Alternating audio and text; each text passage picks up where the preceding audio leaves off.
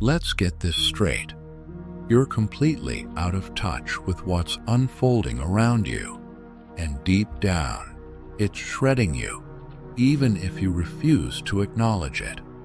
No one has ever dared to tell you this, because no one wants to confront the truth that you've managed to ignore for so long. The notions you hold about love, about women, about joy, and the essence of relationships are all part of a meticulously crafted deception. This deception has dulled your senses, shackled your desires, and transformed you into a mere shadow seeking approval in a world of apathy. Perhaps you wake up each day hoping for a turnaround, fantasizing about a fairy tale where you're the protagonist and the universe aligns in your favor. But that's not how the world works, particularly not if you continue to view life through rose-colored glasses of romanticism. Romanticism is an addiction, an addictive form of hope. And here's a harsh truth everyone avoids saying. In matters of love, hope is often your biggest source of agony. Arthur Schopenhauer pointed this out starkly centuries ago, yet his words fell on deaf ears because they were too painful. You approach life with inadequate tools, as if trying to unlock a steel vault with a feather. It's ineffective, and it always has been. Men through the ages have been taught to be idealistic, overly vulnerable, and excessively giving. The outcome?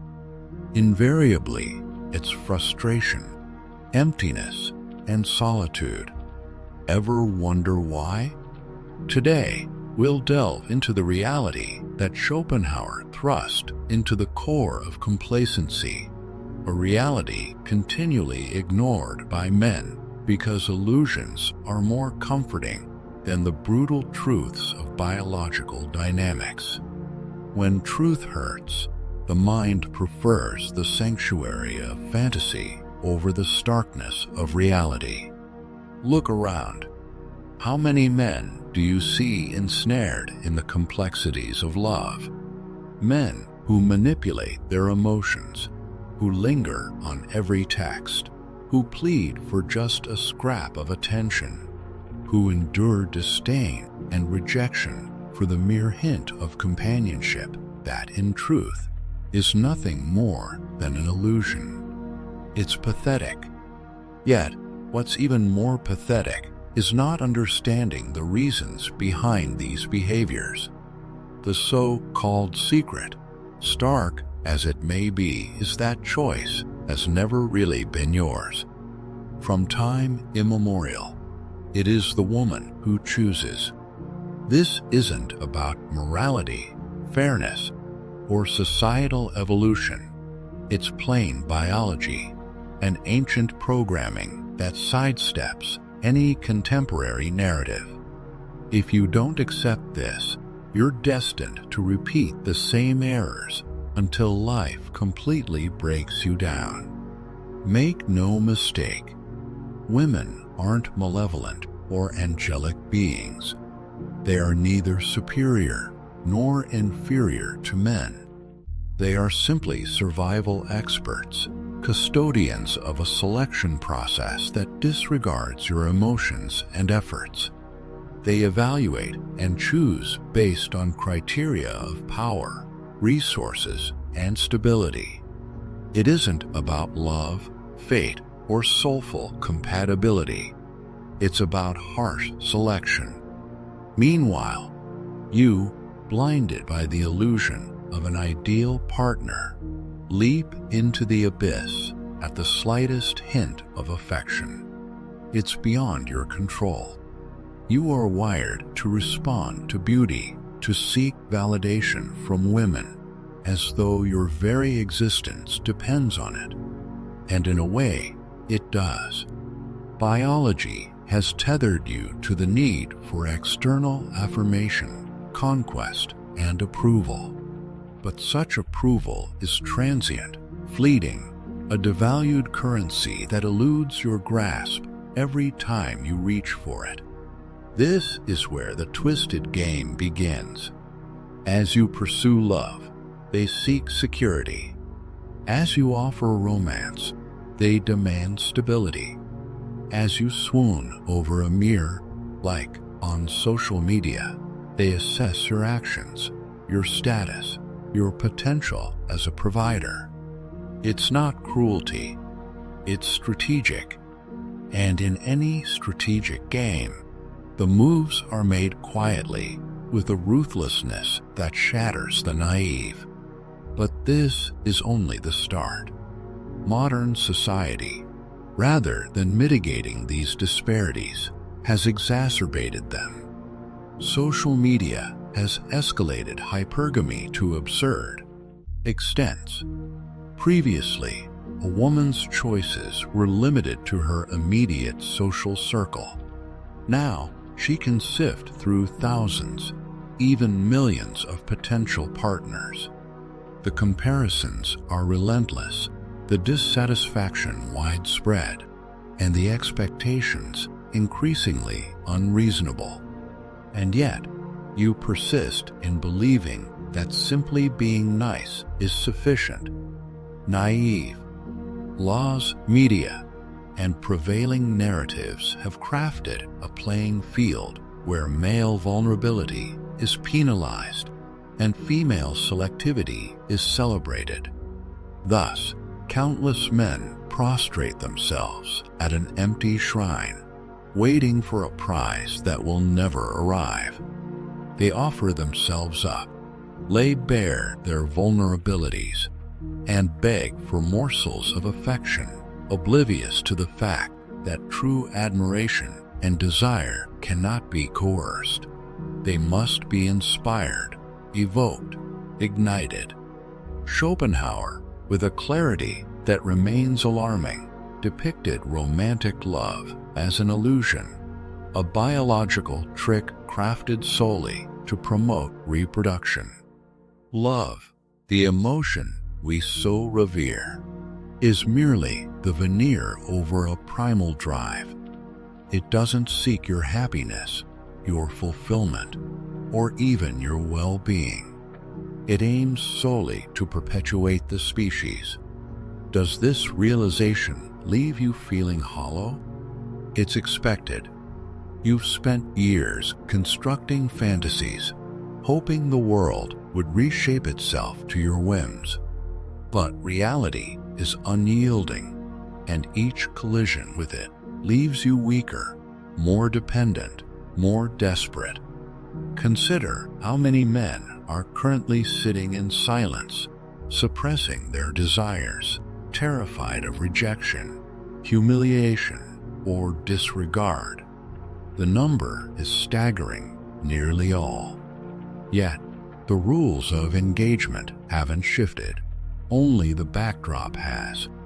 Previously, it was the village square. Now, it's platforms like Instagram. But the mechanics remain the same. She chooses. You compete. And if you don't measure up, you become invisible. Worse still, if you only partially fulfill these standards, you're relegated to being a mere diversion, a fallback option for an uneventful evening. But understand this. This isn't an indictment of women, nor is it an excuse for resignation. It's a blunt acknowledgement of the game's true nature. Schopenhauer didn't despise women. He despised the deceit, the self-delusion, the hypocrisy of those who propagate the notion that love is pure, selfless, unconditional. It isn't. And the sooner you grasp this, the quicker you can cease being a victim and start engaging with life more astutely. Now, pause for a moment and reflect. How often have you been the pursuer, the pleader, the one who insists? How frequently have you neglected your own needs to accommodate, to conform, to prove your uniqueness? And what has it brought you? Precisely, anxiety, bitterness, disenchantment. Because the formula never alters. The one who pleads loses.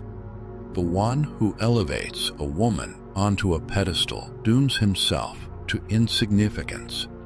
Psychological research is unequivocal in this area.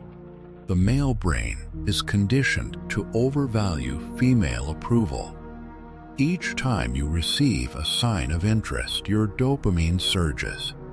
Each time you're overlooked, your alarm system kicks in, trapping you in a cycle of emotional dependency. This isn't love, it's dependency. And like any dependency, it gradually depletes you, draining your vitality, your clarity, your self-respect. Meanwhile, the woman making the selections never experiences this urgency. She can afford to wait, to evaluate, to dismiss, to filter. And she does. Not out of malice, but because she can afford to. Biology has endowed her with the luxury of choice, the time to mature, the discernment to differentiate between a man worth her time and one merely seeking affirmation. And tragically, most men are merely seeking affirmation. Here's a truth seldom shared. Romantic love, as it has been sold to you, is history's grandest emotional fraud. And the sooner you recognize this, the quicker you can shift from begging to bargaining. True negotiation doesn't involve pleading for attention. It involves setting your own terms. Don't be deceived. In life, respect is reserved for those with options. And to have options, you must embrace the prospect of rejection, of solitude, of indifference. Only then can you shatter the illusion. Think about it. Each time you place a woman at the core of your existence, you relegate yourself to a peripheral role, a mere accessory, an expendable component. Female psychology detects desperation like a predator senses blood. Desperation is the ultimate deterrent.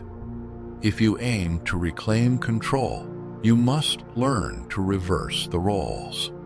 Desire isn't solicited, it's cultivated. Respect isn't demanded, it's earned. The dilemma is that you've been conditioned your entire life to do the opposite. You've been taught to be gallant, to prioritize others above yourself, to demonstrate your distinctiveness. But true distinction doesn't come from subservience. It comes from autonomy. No one respects someone willing to compromise their principles for a fleeting moment of attention. What's truly alarming is that the entire system is designed to maintain your confusion. The films, the songs, the stories you've absorbed since childhood have indoctrinated you. They've convinced you that unconditional surrender is noble, that vulnerability is attractive, that sensitivity will unlock paradise. But reality operates differently. Reality favors independence, confidence, rarity. The one who needs the least gains the most. The one who seeks the least discovers the most. The one who surrenders the least becomes the most sought after. Yet, there's an even darker truth. If you believe that comprehending all this will make you miserable, you're mistaken. True misery stems from ignorance, from self-deception, from futile hope. When you accept reality as it is, when you abandon the chase for the unattainable, everything shifts. Pain transforms into clarity, anxiety into strategy, necessity into choice. Schopenhauer, though reviled, mocked, and ostracized long before such terms became commonplace, never ceased to echo the most painful truth. Love is merely the facade of a biological imperative, an imperative that exploits you, drains you, and discards you once you've outlived your usefulness. Happiness is incidental, not predestined, and the sooner you accept this, the sooner you can liberate yourself from the chains of illusion and engage with life on your own terms.